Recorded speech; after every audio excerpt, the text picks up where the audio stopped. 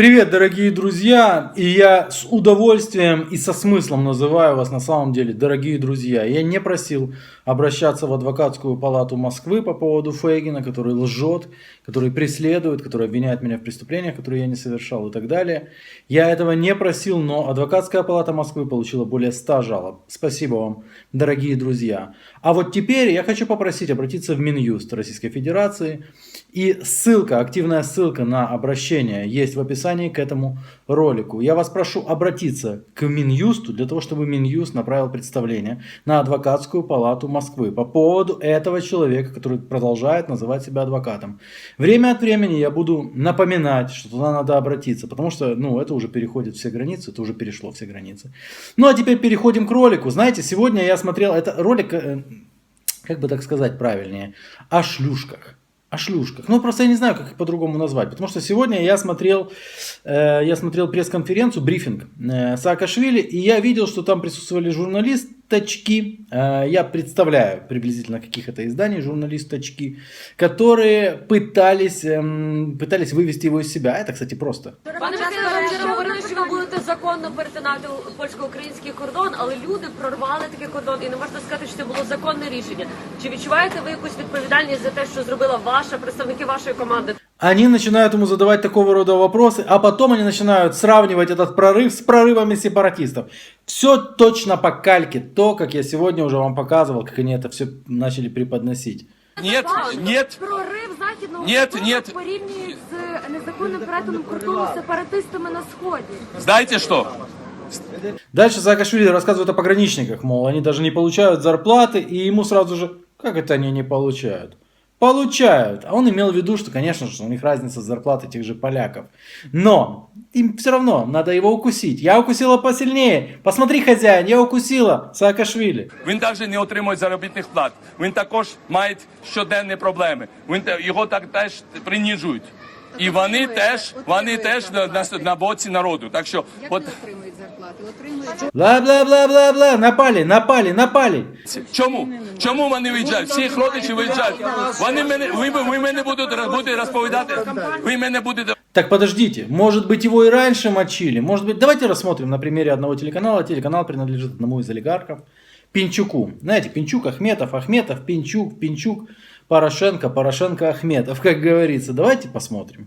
Як Міхо їхав в Україну, усі останні подробиці у Веніаміна Трубачова. И Вениамин начинает рассказывать про Михо, как он сам забирал у кого-то паспорта. И сразу же, вау, да он сам забирал.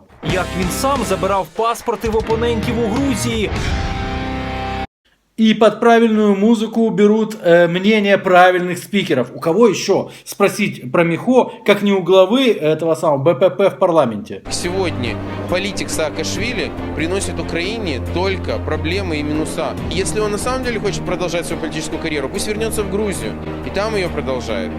Тебе ли решать, куда ему вернуться, Леша? Но то такое. Давайте посмотрим на этот же телеканал, только вернемся назад. Спорить о том, хороший Саакашвили или плохой, можно до посинения. Но вот Батуми, детище третьего президента Грузии.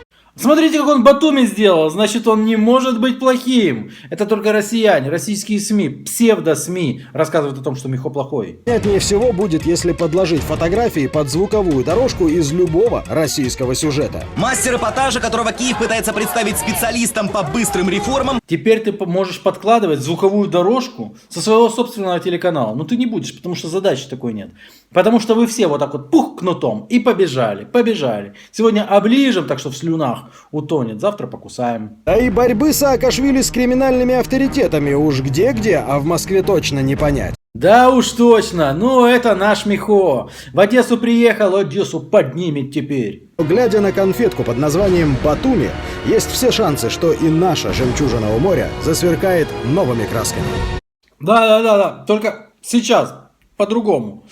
Сейчас-то правда всплыла, знаєш. І активна боротьба з корупцією, каже колишня колега, а зараз непримиримий критик Саакашвілі Ніно Бурджанадзе. Але методи, якими це робилось, були не завжди законними. А мы-то не знали, нам-то рассказывали, кстати, на этом же телеканале, что коррупцию всю поборола. Тут, оказывается, уже методы борьбы были незаконными. Вот же ж надо же. Еще 2 года пройдет, что мы еще узнаем о Михо? Когда ты один раз перешагнешь через закон, даже если цели очень благородные, у тебя обязательно появляется соблазн игнорировать закон уже 2-й, 3-й, 4-й раз. Не верится даже. На том же канале ICTV я слышал о том, как преображается Одесса. На том же телеканале ICTV в одной из программ я слышал о том, что он, Саакашвили, это практически самый главный реформатор вселенной.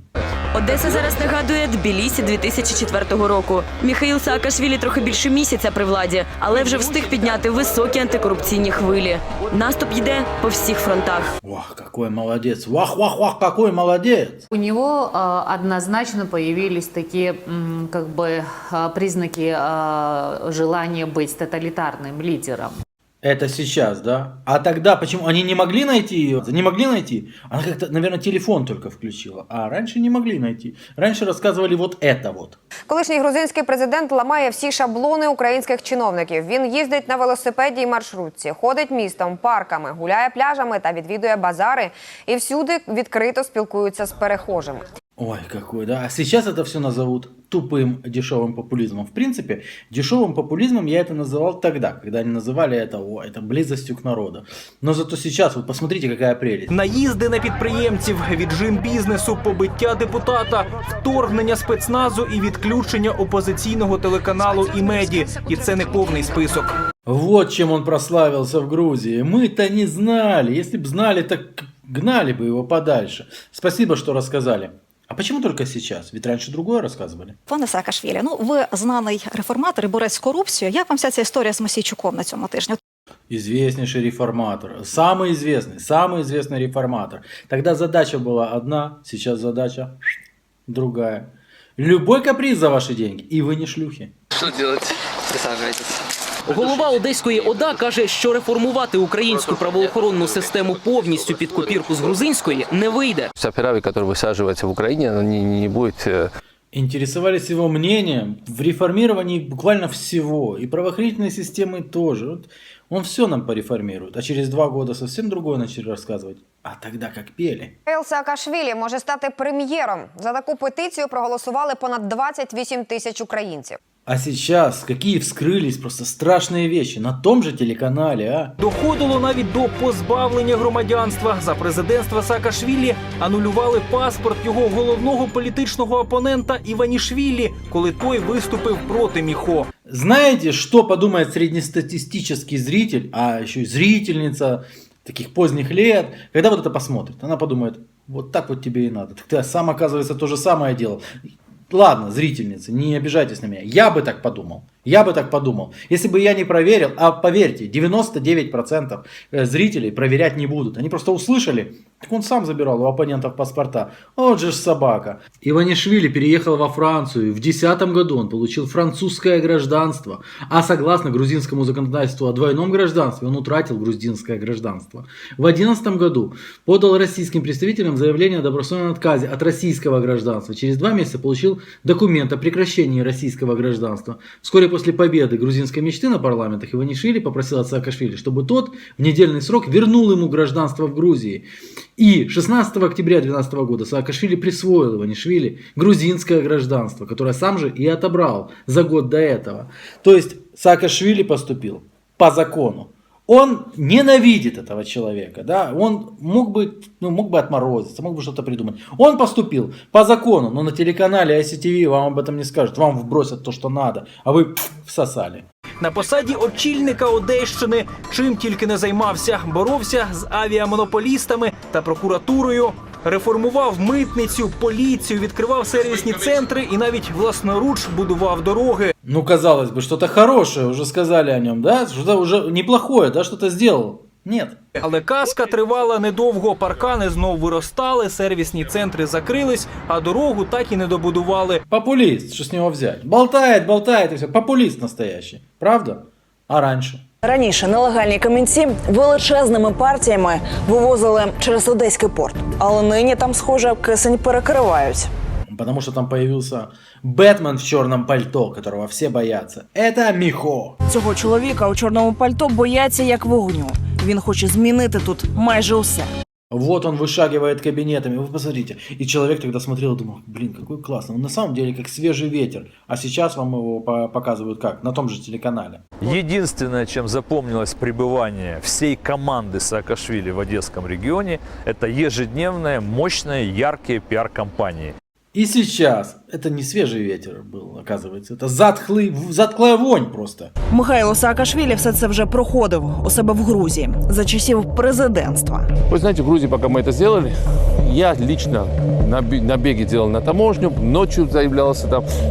Друг мой, дорогой мой друг или дорогая моя подруга, что ты должна понять из этого ролика? Я не буду тебе особо объяснять, просто мне кажется, это лично мое мнение, что украинские журналисты даже хуже проституток. Вот почему-то мне кажется, не все, конечно же, не все. Вы знаете, что я с уважением отношусь к отдельным журналистам, там их добрых 20 есть. Но в основной массе это просто проститутки, которым заплатишь, они побегут и сделают все, что ты хочешь. Пока.